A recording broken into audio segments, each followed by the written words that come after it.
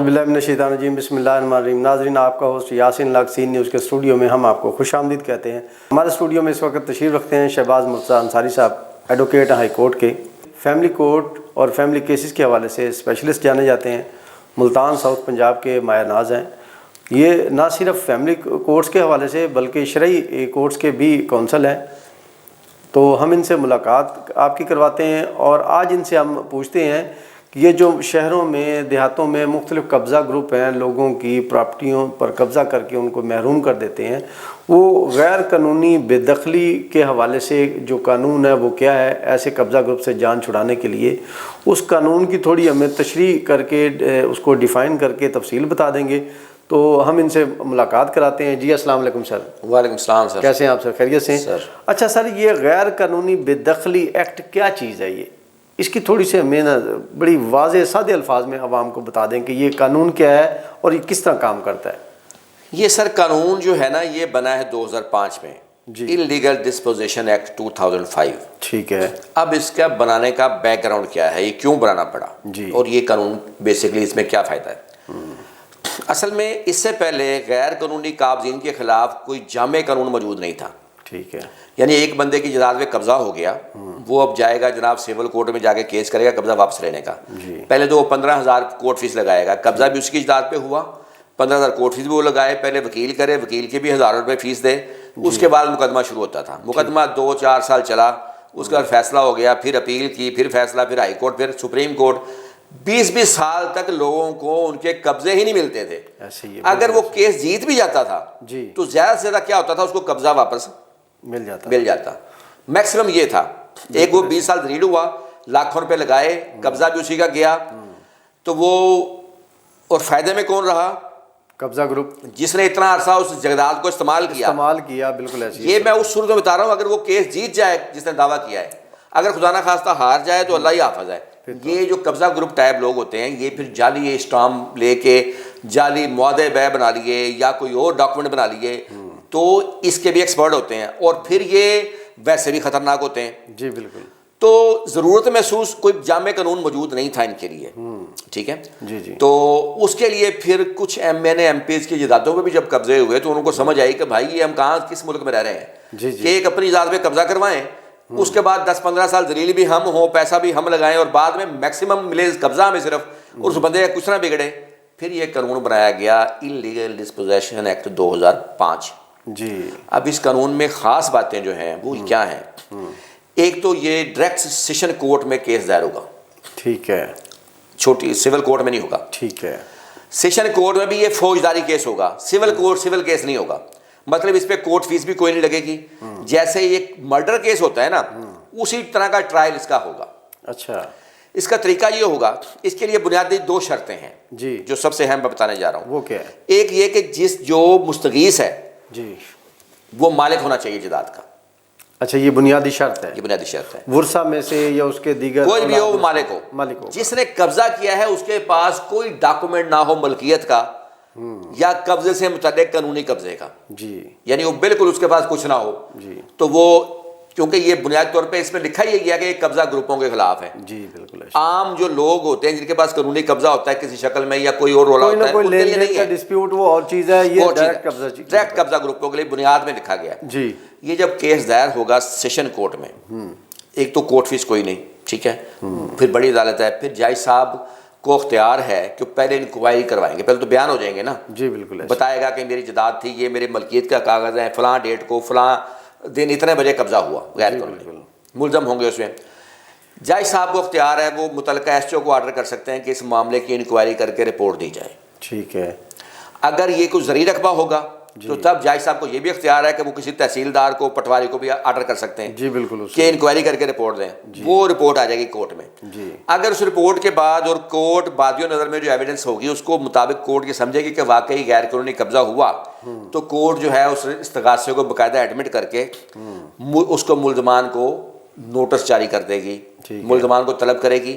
اس کے بعد وہ کیس کا باقی پروسیجر وہی ہوگا، ملزمان پہ فرد جرم لگے گی جیسے فوجداری کیس ہوتا ہے۔ اس کے بعد جناب گواہان استغاثہ کے آئیں گے، ملزم کا وکیل چرا کرے گا، 342 کا بیان ہے، بحث ہے، اس کے بعد فیصلہ ہے۔ اس میں کورٹ جو ہے یہ قبضہ واپس دلوا سکتی ہے اس شخص کو جس کا قبضہ گیا ہوگا۔ جی، عام طور پر ہم دیکھتے ہیں کہ جو قبضہ گروپ ہیں قبضہ کرتے ہیں، جو سائلین ہیں وہ کورٹس کی بجائے ڈائریکٹ تھانوں میں درخواست دیتے ہیں کہ میری زمین پر فلاں بندے نے قبضہ کر لیا، تو کیا اس کو حق حاصل ہے کہ وہ ڈائریکٹ فوجداری مقدمہ تھرو پولیس اسٹیشن بھی درج کروا سکتا ہے؟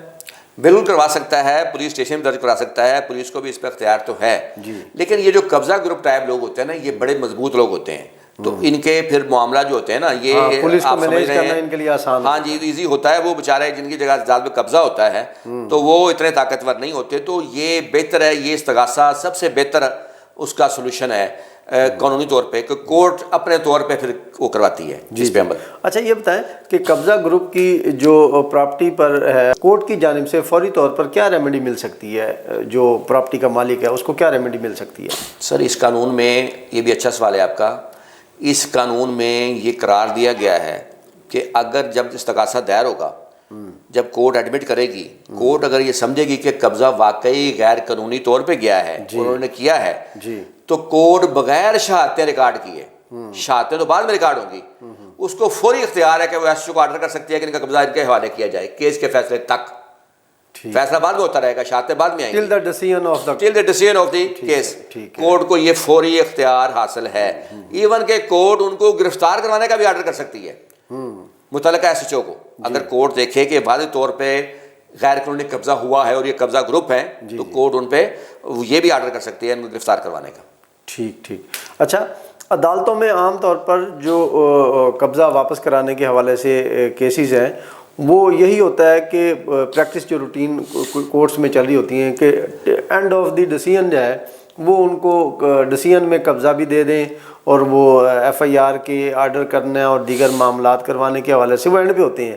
تو مڈ میں عدالت جو ہے وہ بغیر ثبوت کے یا بغیر ایسے معاملات کے، اس کو کوئی اس چیز سے وہ نہیں ہے کہ یہ کب اس کا اینڈ ہوگا، تو میں اس کو، اگر اس کو لگتا ہے کہ یہ ٹھیک ہے تو میں اس کو فوری طور پہ فوجداری مقدمہ بھی کرا کے اس کی پوزیشننگ آرڈر کرا کے اس کو واپس کروا سکتی ہے۔ بالکل، قبضہ میں نے بتایا کہ جیسے ہی کورٹ نوٹس کرتی ہے، ملزمان کو ایڈمٹ کرتی ہے، کورٹ کی نظر میں اگر واضح مقدمہ ہو کہ قبضہ ہوا ہے، جیسے بعض دفعہ قبضے کی ویڈیو ہوتی ہے، تصاویر ہوتی ہیں، ثبوت ہوتا ہے، اور پھر بعض دفعہ یہ ہوتا ہے کہ ملزمان کے پاس ڈیفینس میں کچھ نہیں ہوتا، یا ملزمان کے ریکارڈ ہوتا ہے کہ ایک ملزم کے خلاف 11 پرچے ہیں قبضے کے، دوسرے کے خلاف 13 پرچے ہیں، تو یہ اس قسم کے کیس میں کورٹ کو فوری اختیار ہے۔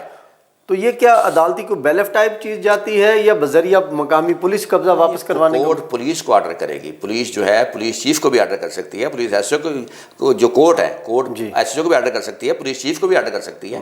یہ سارا واپسی قبضہ پولیس کے ذریعے کروایا جائے گا، کیونکہ جو عدالتی اہلکار یا بیلف ٹائپ کی چیز جاتی ہے وہ تقریباً غیر مؤثر نظر آتے ہیں ہماری معاشرتی لائف کے اندر۔ ان کی جو پریکٹس ہے وہ اس قسم کی عوام میں اس کا کوئی اتھینٹیکیٹ نہیں سمجھا تو لوگ ان کو ورگلا کے بہانے کر کے ان کو چکمہ بھی دے جاتے ہیں۔ سر وہ بیلف ہوتا ہے سول کیس میں، جی بالکل، جو سول کیس کی ڈگری ہوتی ہے اس میں بھی وہ پولیس کی ہیلپ لے سکتا ہے، کورٹ آرڈر کر سکتی ہے جی بالکل، کہ پولیس کی مدد سے، بلکہ اس میں خاتون پولیس اہلکار کو بھی کر سکتی ہے کہ جو اندر داخل ہو جائے گھر میں، وہ الگ میٹر ہے، یہ فوجداری ہے۔ اس میں ڈائریکٹ پولیس آفیسر کو، ایس ایچ او کو آرڈر ہوگا، یا پولیس چیف کو، سی پی او کو، آر پی او کو، کورٹ کسی کو بھی آرڈر کر سکتی ہے، یہ کورٹ کا اختیار ہے۔ یہ قانون اتنا اچھا ہے میری نظر میں، اس میں صرف کورٹ نے قبضہ واپس نہیں دلانا، اس قانون میں عدالت کو اختیار ہے، عدالت قبضہ کرنے والے کو 10 سال سزا بھی دے سکتی ہے۔ اچھا، سزا کا بھی صرف قبضہ دلوانا نہیں ہے، وہ جو قابض ملزمان ہیں ان کو سزا بھی ہو سکتی ہے۔ جب ثابت ہو جائے کہ انہوں کا قبضہ غیر قانونی تھا تو وہ قبضہ تو واپس ہوگا، ان کو 10 سال تک کی عدالت سزا دے سکتی ہے، یہ عدالت کا اختیار ہے۔ جرمانہ وغیرہ بھی ہو سکتا ہے، جرمانہ بھی ہو سکتا ہے جی۔ یہ تو بڑا سارا جو اختیار کورٹ کو، اس لحاظ سے یہ قبضہ گروپوں کی حد تک بہترین قانون ہے۔ جی، آج میری ذاتی طور پر جو معلومات میں تھی، یہ آج پہلی دفعہ آیا ہے کہ قبضہ گروپوں کے خلاف اتنا مؤثر قانون موجود ہے، اس کے باوجود جو سائل ہیں وہ تھانہ کے اور ادھر منشیوں کے ادھر ادھر دھکے کھاتے پھرتے ہیں۔ ان کی نسبت اس قسم کے قبضہ گروپ کی جانب کو فیس کرنا، اسے فائٹ کرنے کے لیے کورٹ سے بہتر اور کوئی راستہ نہیں ہے۔ ناظرین، آپ نے شہباز مرتضی انصاری صاحب سے اس قبضہ گروپوں کے خلاف جنگ لڑنی، ان سے اپنی پراپرٹی واگزار کروانی، قبضے لینے اور ان سے کیسے نمٹا جا سکتا ہے، آپ نے تفصیل سے معلومات حاصل کی۔ تو شہباز مرزا انصاری صاحب کا سوشل میڈیا پر یوٹیوب پر اپنا ایک چینل بھی ہے. آپ اس سلسلے میں مزید کوئی معلومات حاصل کرنا چاہیں تو چینل پہ وزٹ کر سکتے ہیں. اسکرین پر آپ کو اس چینل کے لنک اور دیگر چیزیں نظر بھی آ رہی ہوں گی. شہباز مرزا صاحب سے رابطہ کرنے کے لیے آپ کو فون نمبر بھی نظر آ رہا ہوگا. اس کے ساتھ ہی آج کے پروگرام کا وقت ختم ہوتا ہے. نیکسٹ پروگرام تک کے لیے ہم آپ سے اجازت چاہتے ہیں. اللہ حافظ.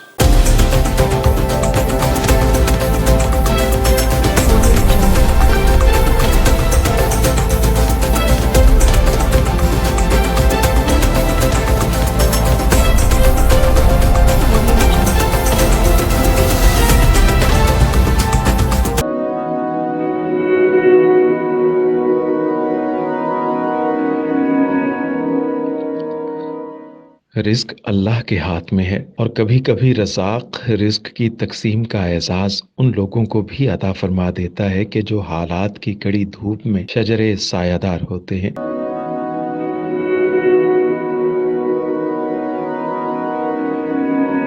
ملتان میں سلطان فاؤنڈیشن کی جانب سے مختلف مقامات پر سینکڑوں افراد کے لیے سلطان دسترخوان سجایا جاتا ہے.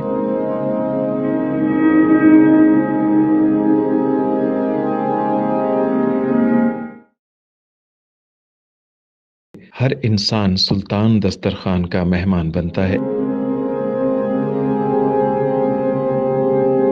بلا شبہ سلطان فاؤنڈیشن انسانیت کا قابل فخر سرمایہ ہے اور بھلے ہی ایسے ادارے ہوں یا افراد، وہ غربت و افلاس کے سلگتے صحرا میں احساس کی چھتریاں بنتے ہیں.